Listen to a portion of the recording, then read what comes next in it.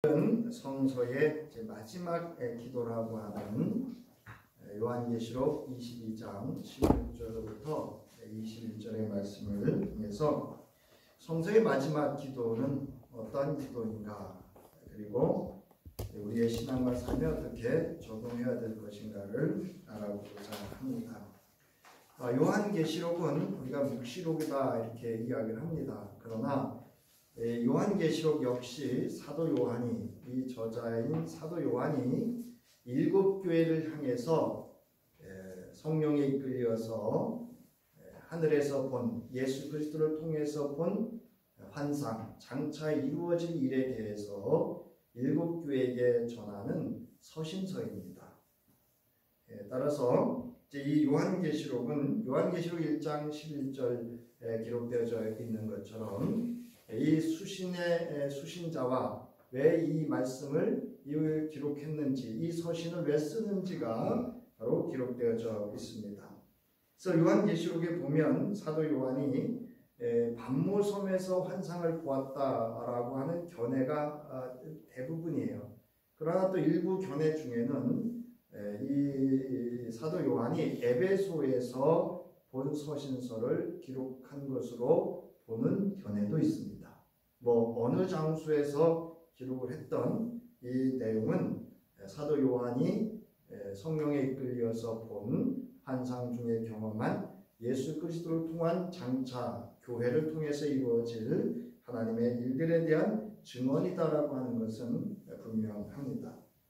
헬라 성경에 본 서신은 요한의 계시다 이렇게 기록을 하고 있고, 또 요한계시록 1장 1절을 보면 예수 그리스도의 계시다. 이게 뭐냐면 예수 그리스도를 통해서 하나님의 비밀스러운 일들이 장차 드러나 이루어질 것이다 라는 그런 이 본서의 분명한 기록 목적과 또 이 본서에 기록된 것이 장차 어떻게 이루어질 것인가를 명확하게 또는 분명하게 1장 1절에서 사도 요한이 밝히고 있습니다. 그래서 요한계시록 1장 1절을 보면 이것은 예수 그리스도의 계시다. 나의 말이 아니라는 거예요. 저자의 말이 아니라는 겁니다. 이 계시는 곧 일어나야 할 일들을 그 종들에게 보이시려고 하나님께서 그리스도에게 주신 것입니다. 그런데 그리스도께서는 자기의 천사를 보내셔서 자기의 종 요한에게 이것을 알려주셨습니다. 그래서 본 서신서가 어떤 내용으로, 어떤 목적으로, 어떤 결과를 가져올 것인가를 분명하게 사도 요한은 요한계시록 1장 1절에서 밝히고 있습니다. 그래서 이 본 서신의 기록 시기는 주후죠. 예수님이 오신 이후에 41년에서 54년경 당시, 또는 네로의 박해 당시나 아니면 네로 박해 직후 등에 쓰여진 그런 서신서의 기록 시기를 그렇게 보고 있기도 합니다. 자, 그런데 전통적으로 본 서신은 기독교 박해가 로마를 넘어서 로마 제국 전역으로 확대되었던 도미티아누스 황제 때 기록된 것으로 보고 있습니다.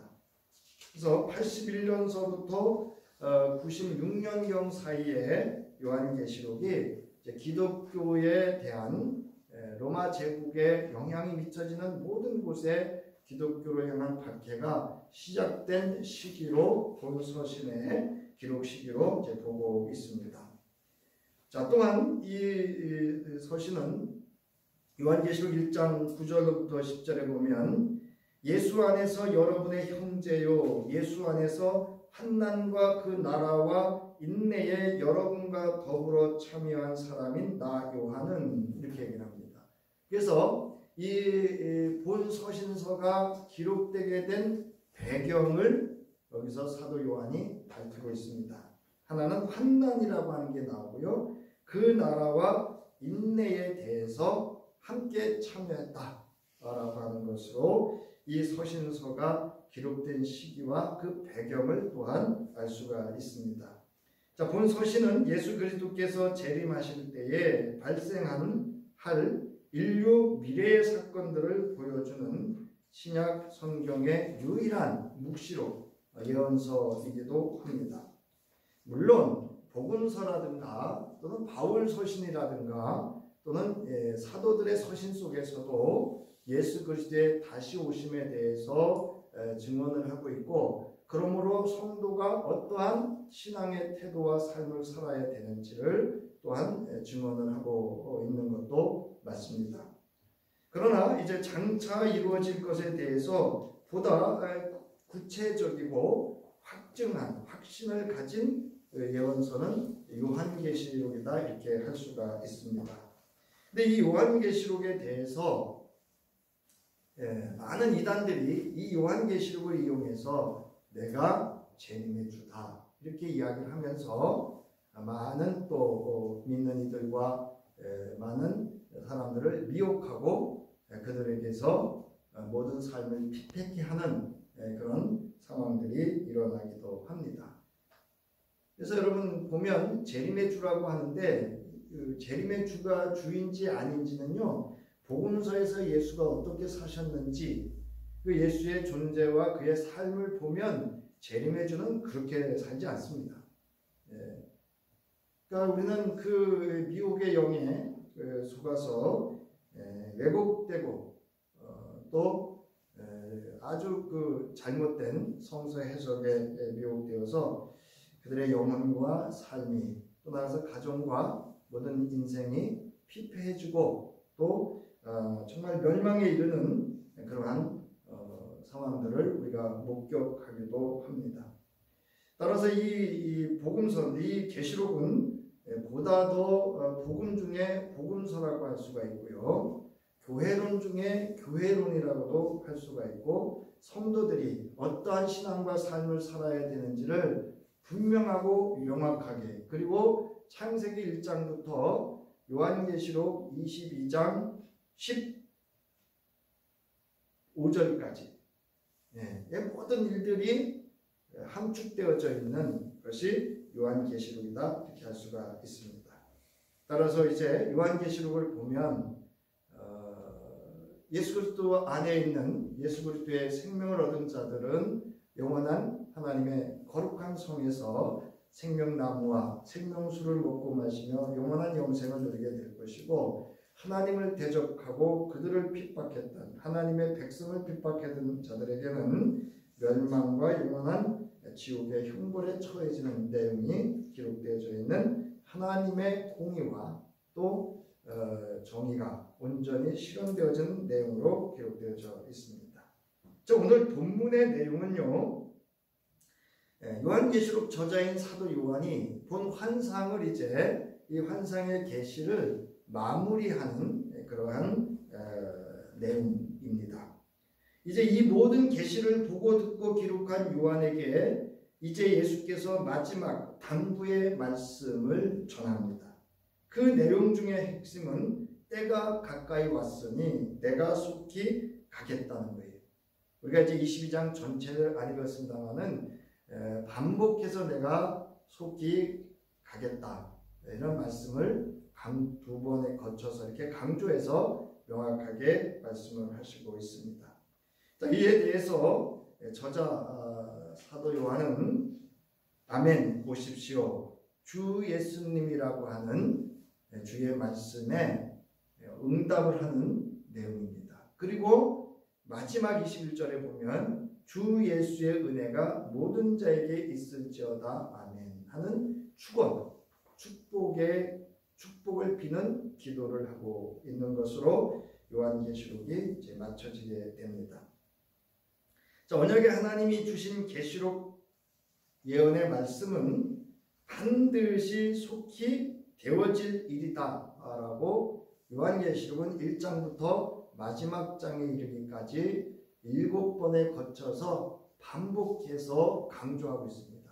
그래서 이 모든 이루어질 일을 믿고 기록된 이 말씀과 또 그 뜻을 따라서 사는 성도에게는 복이 있을 것이다 라고 요한계시록에서도 복에 관한 말씀도 함께 하고 있습니다.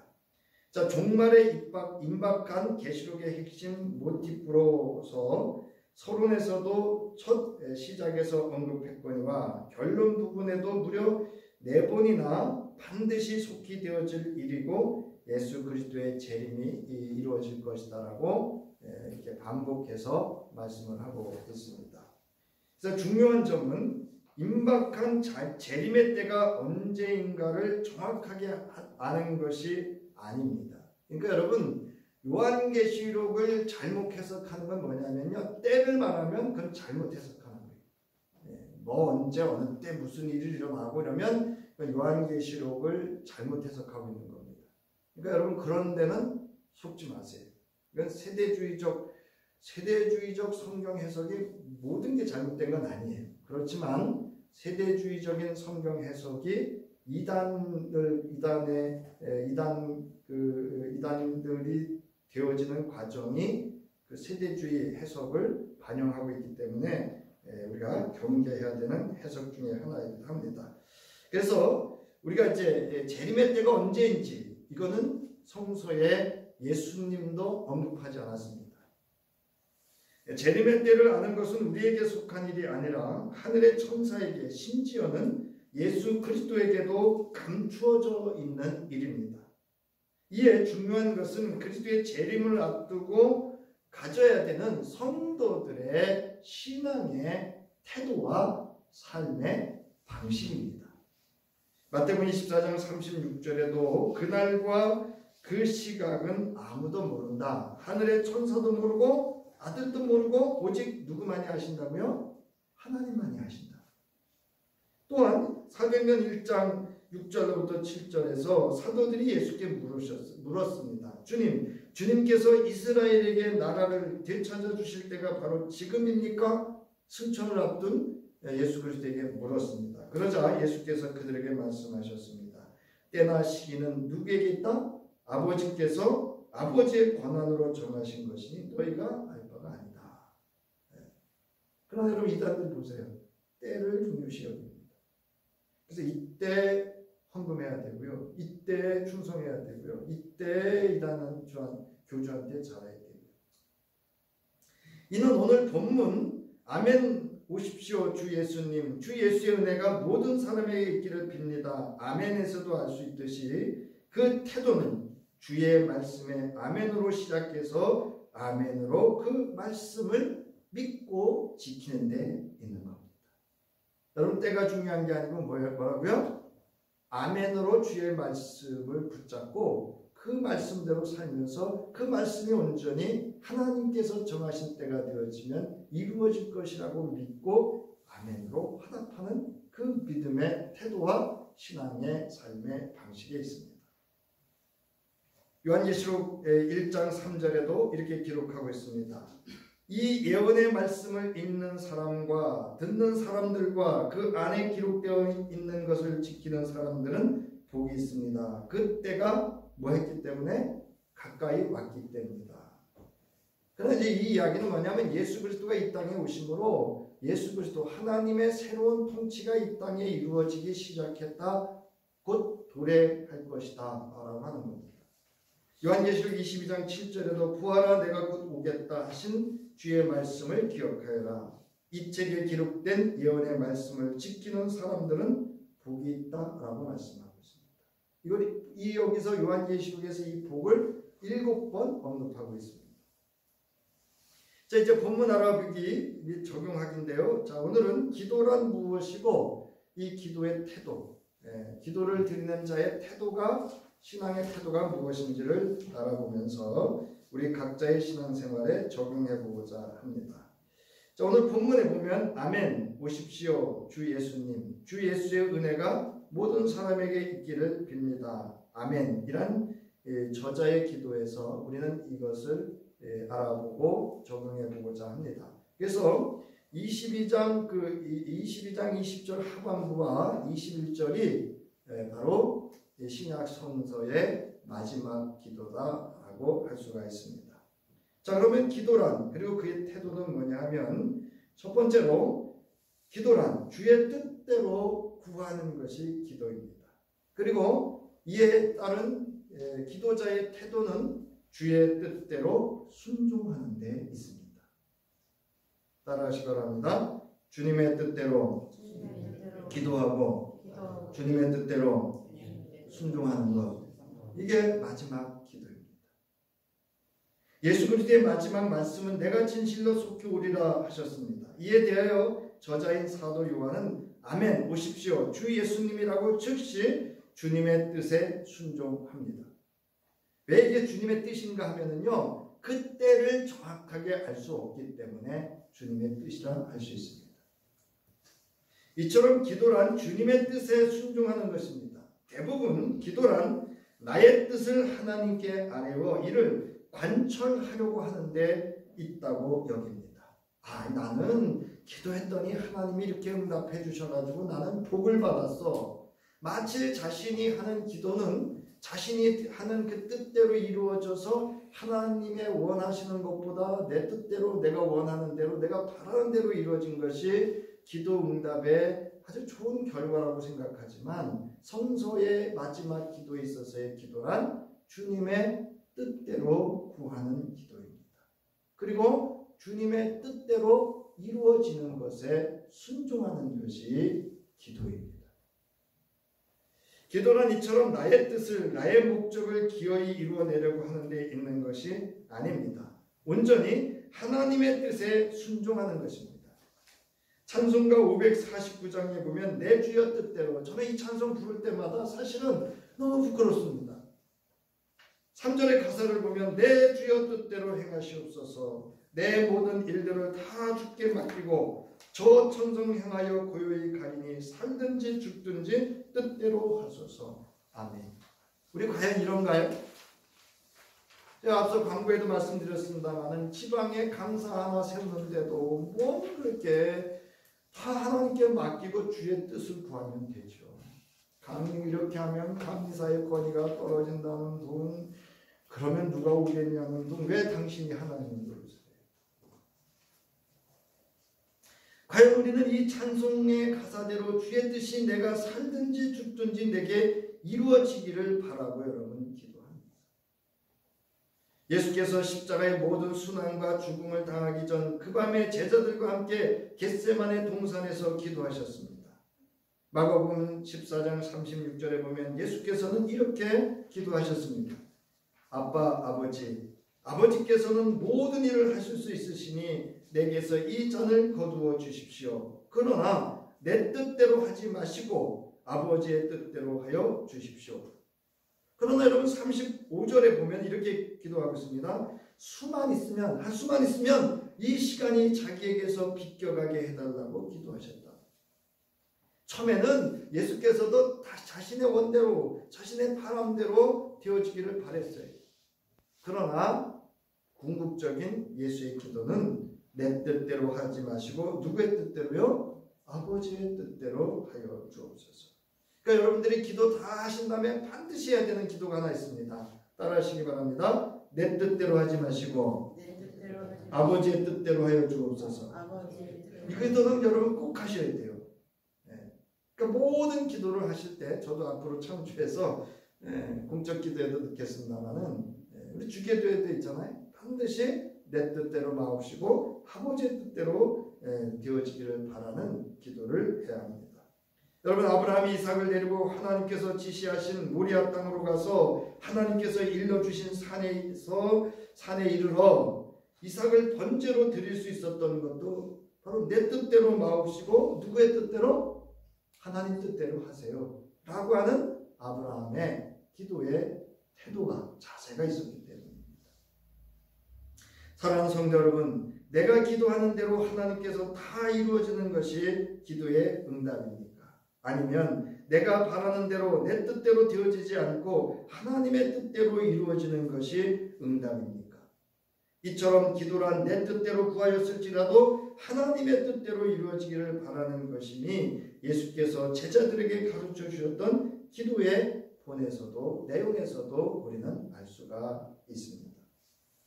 마태복음 6장 10절에 보면 그 나라를 오게 하여 주시며 그 뜻을 하늘에서 이루신 같이 땅에서도 이루어 주십시오 라고 제자들에게 하나님의 뜻대로, 아버지 하나님의 뜻대로 구할 것을 제자들에게 기도의 내용에서도 언급하고 있습니다. 본문에서 사도 요한은 그때가 언제인지는 알 수 없지만 내가 곧 가겠다는 주의 뜻에 아멘 오십시오라고 순종합니다. 이처럼 진정한 기도는 내 뜻대로 이루어지는 것이 아니라 주님의 뜻대로 이루어지기를 바라며 아멘으로 순종하는 데 있습니다.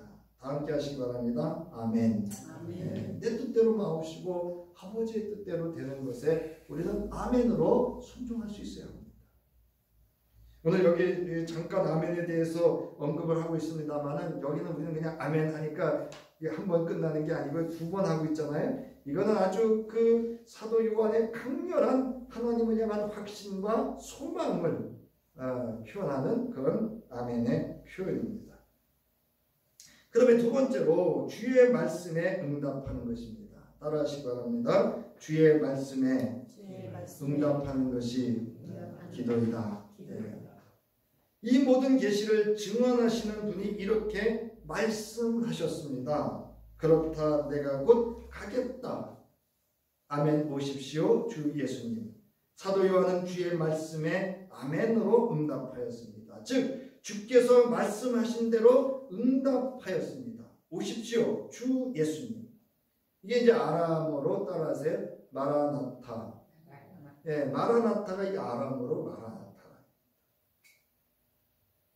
이처럼 교회와 성도는 주께서 하신 이 언약의 말씀이 성취하여 다시 오시는 그날에 이 말씀대로 응답하는 것이 성도이며 교회입니다. 고린도전서 16장 12절부터 23절에 보면 바울이 이렇게 말합니다. 누구든지 주님을 사랑하지 않는 사람은 저주를 받으라. 마라나타 우리 주님 오십시오. 주 예수의 은혜가 여러분과 함께 있기를 빕니다. 여러분 오늘 본문하고 거의 동일한 내용이죠. 이게 초기 교회에 이런 기도를 드렸다라고 하는 걸 알 수가 있습니다. 자, 이사야 선지자가 여호와께서 말씀하실 때에 그 음성을 듣고 이렇게 응답합니다. 그때 나는 주님께서 말씀하시는 음성을 들었습니다. 내가 누구를 보낼까? 누가 우리를 대신하여 갈 것인가? 내가 아뢰었다. 제가 여기 있습니다. 저를 보내어 주십시오. 여러분 주의 말씀을 읽는 중에 여러분 큰 감동이 올 때가 있어요. 그때 그 말씀에 우리는 뭐로 응답해야 돼요? 따라하세요. 아멘. 아멘으로 응답해야 돼요.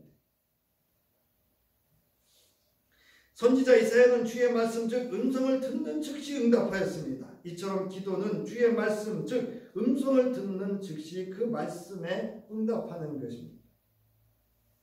우리 찬송가도 있죠. 부름받아 나서니 뭐. 여러분 그 부름받았다는 건 뭐예요? 누가 밀어서 그렇게 되는 거 아니잖아요. 내가 뭐예요? 주의 말씀을 듣고 그 말씀에 응답하는 게 부름받아 나선 이 몸 찬송가입니다.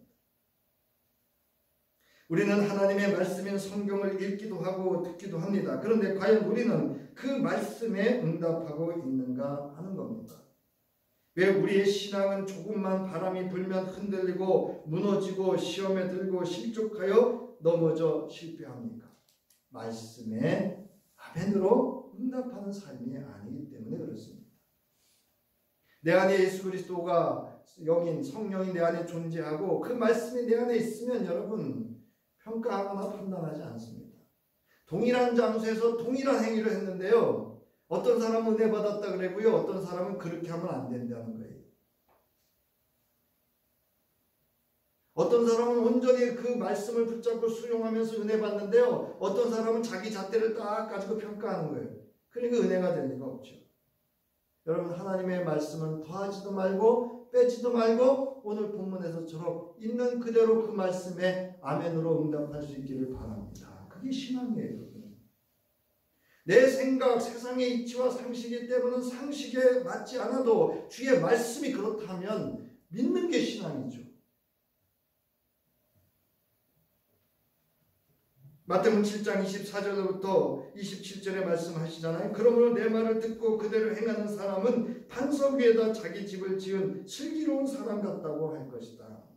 비가 내리고 홍수가 나고 바람이 불어서 그 집에 들이쳤지만 뭐 하지 않았다고요? 무너지지 않았다고요. 그 집을 반석 위에 세웠기 때문에 말씀에 응답한 제자들의 삶을 말하고 있습니다. 그러나 그렇지 않은 사람들은 모래 위에 자기 집을 지은 사람 같아서 비가 내리고 홍수가 나고 바람이 불어서 그 집에 들이치니 무너졌고 그 무너짐이 어떻게 하다고요? 엄청났다는 거죠.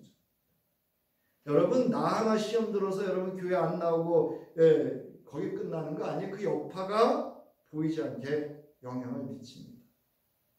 우리 지방에 목사님 한 분이 참 좋으셔요. 제가 보면 일도 잘하고 센스도 있고 아주 은사도 이렇게 보면 우리가 하지 못하는 아주 다양한 일들을 잘하셔요. 그런데 이분이 하나가 저도 평가하는 건 아니에요.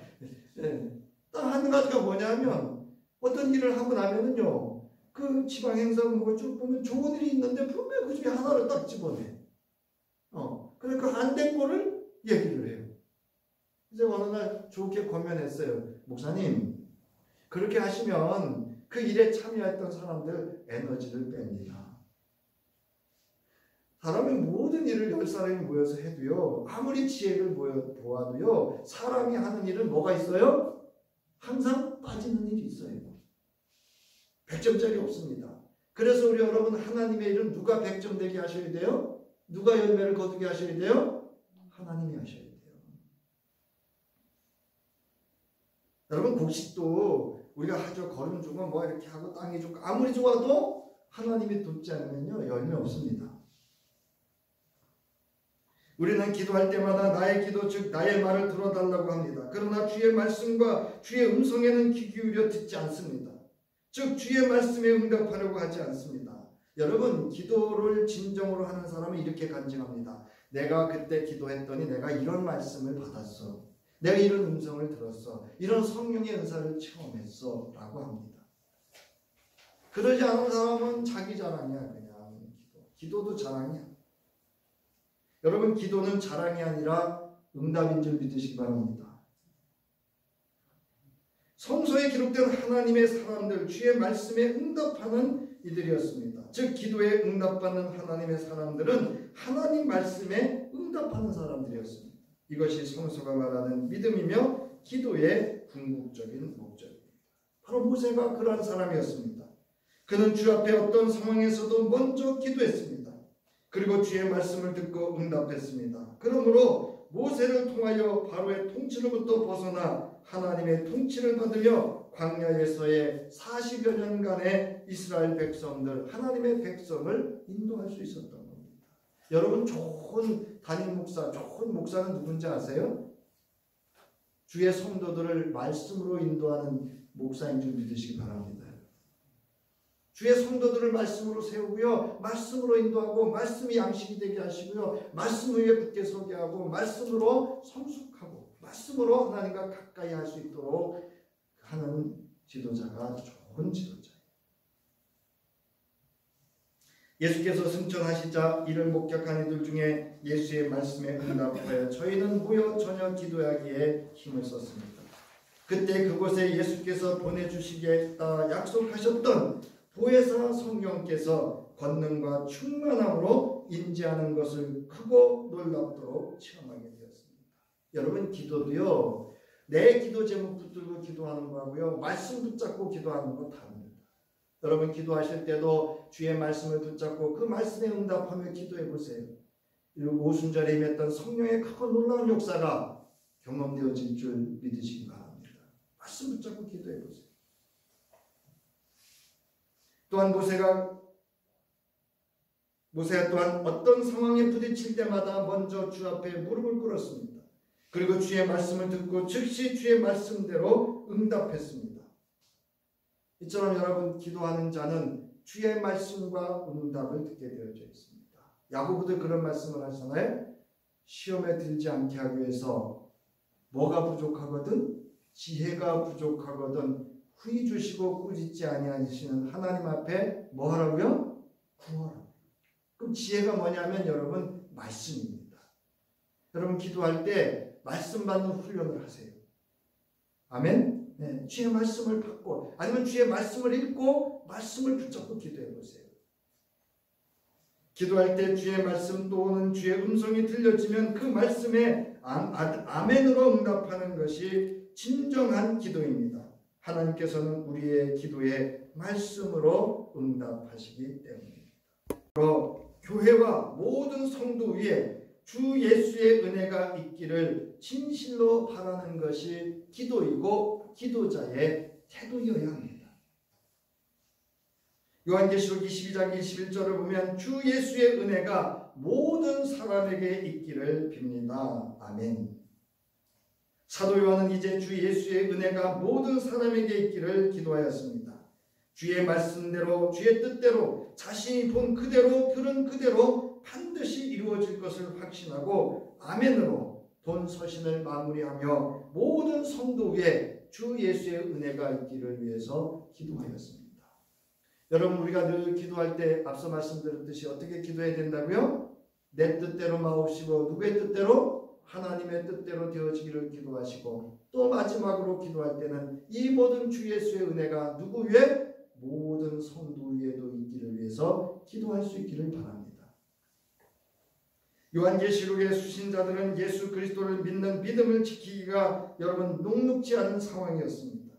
오히려 내로부터 오는 환난과 핍박으로 인하여 배교의 위험까지 이르는 상황이었습니다.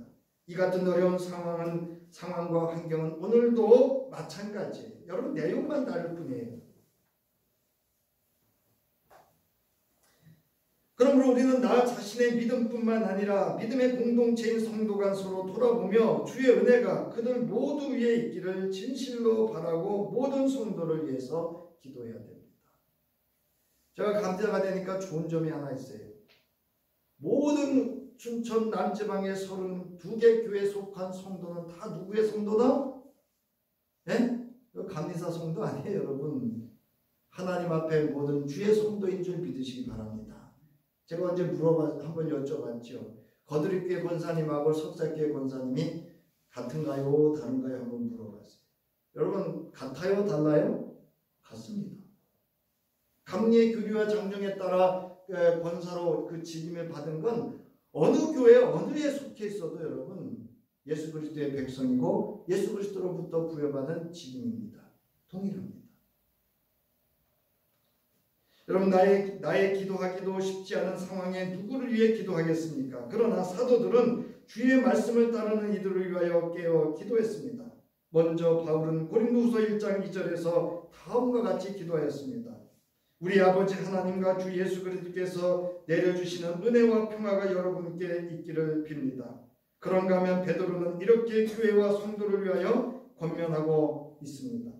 베드로전서 5장 8절부터 11절에 보면 정신을 차리고 깨어 있으십시오. 믿음에 굳게 서서 모든 은혜를 주시는 하나님 앞에 잠시 동안 고난을 받는 여러분을 친히 온전케 하시고 굳게 세워주시고 강하게 하시고 기초를 든든하게 하여 주실 하나님 앞에 기도할 것을 권면하고 있습니다. 여러분, 모든 교회를 위해서 모든 성도를 위해서 기도할 수 있기를 바랍니다. 공동서신이나 바울 서신서의 서두에 대부분 교회와 모든 성도를 위하여 진실로 주의 은혜와 평강이 있기를, 그리고 시험을 잘 인내 중에 잘 견디기를 위해서 기도하고 있습니다. 오늘 신약성서의 마지막 기도인 사도 요한의 기도에서도 이처럼 성도들에게 있어서 주님이 다시 오시는 그날까지 주의 말씀을 붙잡고 예수를 믿고 따르는 신앙으로 지금의 모든 상황을 잘 이겨내기를 위해서 기도했습니다. 이건 그냥 제 원고에 없는 간증이기도 합니다. 여러분, 대부분 이렇게 목회자의 자녀들이나 또 이렇게 성실하고 진실하고 기도 이렇게 하는 자녀들 보면 잘 돼요. 물론 안 그런 경우도 있어요. 하나님께서 그 하나님의 뜻 가운데 연단하고 보다 더 하나님의 큰 뜻을 위해서 훈련하는 과정 중에 어려움을 겪는 분들도 있지만 왜 이분들이, 왜 그 자녀들이 잘 될까? 여러분, 목회자는요 자기 기도도 하지만 대부분 누구를 위해 기도하죠? 네? 교회를 위해서 기도하고요, 성도를 위해 기도하고요, 나라를 위해서 기도하고요, 어려운 병든 자 위해서 기도하고요, 모든 교회와 성도를 위해서 기도하기 때문에 여러분, 남이 잘 돼야 나도 잘 돼요. 맞죠? 이웃이 평안해야 나도 평안해요. 여기 옆집에 도둑놈 하나 있으면요 어디 가도 편치 않아요. 이처럼 우리는 하나님께 속한 모든 교회와 성도를 위해서 오늘 사도 요한의 기도처럼 주 예수의 은혜가 모든 자들에게, 모든 성도와 교회에게 있기를 기도해야 됩니다. 나가는 말입니다. 지금까지 성서에 기록된 기도에 대해서 일일이 그리고 구체적으로 다 살펴보지는 않았지만 그중 대표성을 가졌다 할 수 있는 기도에 대해서 지난 3월 둘째 주부터 구약과 신약 성서를 통해서 우리가 알아봤습니다. 이제 오늘 본문으로 성서가 증언하고 있는 기도에 대하여 마무리하면서 기도란 진정 무엇인가, 그리고 그 기도하는 자의 태도에 대해서 알아봤습니다. 그리고 주의 교회와 성도가 마지막까지 해야 할 기도가 무엇인지를 우리는 알아보았습니다. 기도와 기도의 태도는 먼저 주의 뜻대로 기도하고 주의 뜻대로 이루어지도록 기도하는 자의 순종에 있습니다. 또한 기도는 기도하는 자가 주의 말씀을 붙잡고 주의 말씀과 그 음성에 응답하는 데 있습니다. 그리고 우리가 항상 드려야 하는 기도는 나 자신만을 위한 것이 아니라 예수 그리스도 안에 속한 모든 성도와 교회 위에 주의 말씀과 주의 은혜가 있기를 위해서 진실로 여러분 기도해야 합니다. 다시금 오늘 본문을 내게 주신 말씀으로 온전히 받으며 예수 그리스도의 말씀과 사도 요한의 기도가 우리 교회와 성도 위에 이루어지기를 바라면서 요한계시록 22장 20절부터 20절의 1절의 말씀을 다 함께 읽고 마치도록 하겠습니다. 원고대로 다 함께 읽겠습니다. 시작. 이 모든 계시를 증언하시는 분이 이렇게 말씀하셨습니다. 그렇다, 내가 곧 가겠다. 아멘. 오십시오. 주 예수님, 주 예수의 은혜가 모든 사람에게 있기를 빕니다. 아멘. 내가 곧 다시 오겠노라 말씀하셨던 우리의 믿음의 소망이요 우리의 구원의 창시자이며 오직 우리의 생명의 말씀이며 진리이신 우리 주 예수 그리스도의 구속의 은혜와 우리를 사랑하시되 세상 끝날까지 우리를 사랑해 주시고 그 크신 은혜로 우리와 함께 하시고 동행하시며 도우시는 하나님의 무한하신 사랑하심이 이제 성도의 기도란 무엇인가, 또 기도자의 태도가 무엇인가를 말씀을 마음에 받고 새기며 기도자로 살아갈 때에 도우실 성령의 감동감과 역사하심으로 기도에 응답받는 자요 순종하는 자요 모두를 위해 기도하는 성도 위에 성령의 감동감과 역사 충만하심과 능력이 이제로부터 영원히 저희들 위에와 가정과 기업과 자녀와 모든 삶과 교회 위에 이제로부터 영원히 함께하기를 간절히 축원하옵나이다.